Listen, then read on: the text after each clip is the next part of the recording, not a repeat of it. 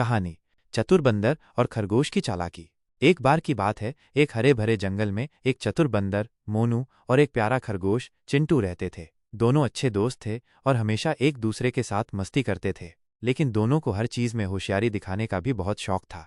मजेदार शुरुआत। एक दिन मोनू ने चिंटू से कहा, चिंटू चलो आज कुछ नया करते हैं, मैं तुम्हें पेड़ पर चढ़ना सिखाऊंगा। चिंटू ने मजाक में कहा, ठीक है, और फिर मैं तुम्हें जमीन के नीचे बिल बनाना सिखाऊंगा। दोनों ठहाके मारकर हंसने लगे। समस्या। तभी जंगल के राजा शेर सिंह का ऐलान हुआ, जो कोई मेरे खजाने तक पहुंचेगा उसे ढेर सारी मिठाई मिलेगी, लेकिन खजाने तक पहुंचने के रास्ते में कई पहेलियां और मुश्किलें हैं। मोनू और चिंटू ने फैसला किया कि वे मिलकर खजाने तक पहुंचेंगे। पहेली एक, नदी पार करने की चुनौती। दोनों चलते चलते एक चौड़ी नदी के पास पहुंचे। नदी पार करने का कोई पुल नहीं था। मोनू ने कहा, चिंटू हम क्या करें? चिंटू ने कहा, सोचो मोनू, सोचो, हमारे पास क्या है जिससे हम पार जा सकते हैं? सवाल एक, क्या मोनू और चिंटू के पास लकड़ी का कोई तना हो सकता है? 2, अगर नदी पार करने में 1 मिनट लगता है और दोनों को 10 बार तैरकर चीजें ले जानी है तो उन्हें कुल कितना समय लगेगा?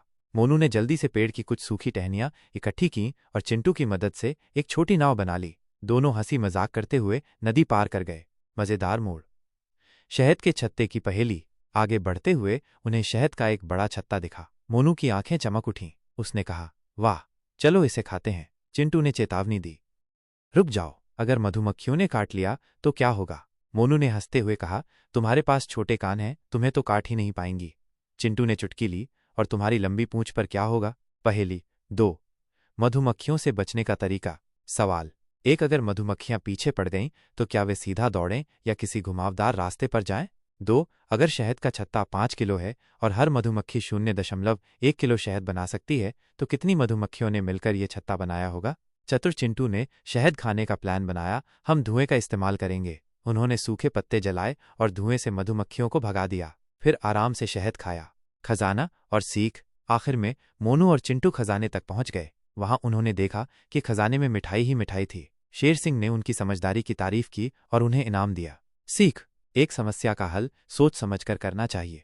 2, टीम वर्क से बड़ी मुश्किल आसान हो जाती है। 3, हंसी मजाक से हर काम मजेदार बन सकता है।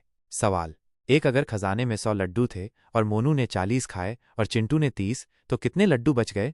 2, नदी पार करते समय दोनों ने कितनी चीजों का इस्तेमाल किया? 3, मधुमक्खियों से बचने के लिए कौन कौन से तरीके इस्तेमाल किए जा सकते हैं?